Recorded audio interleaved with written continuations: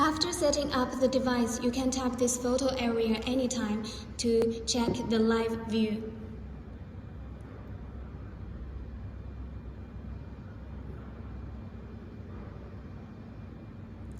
You can do the two-way talk here, and it shows the basic information of your Wi-Fi status and the battery level.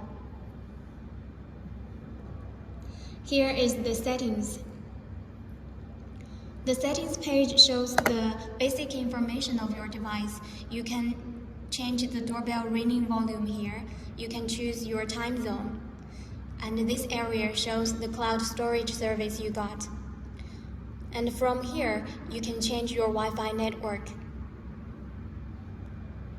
Then it comes to motion detection.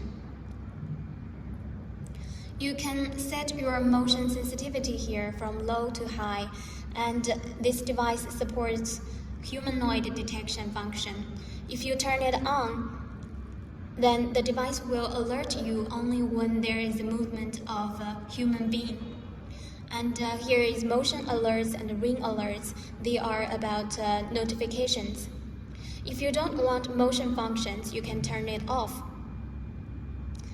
And please remember to save your selections before you leave this page. Then it comes to share.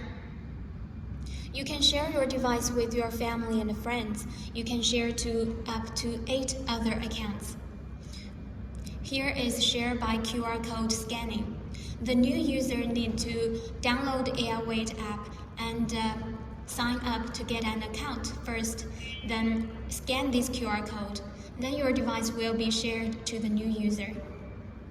You can also share by email. Just enter the new user's Aiwit account, then confirm, then the device will be shared as well. This area is about device ownership.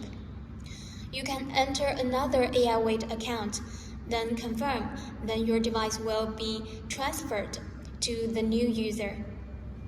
The device ownership is very important because only the owner account has the options to change the settings, delete videos, or share the device.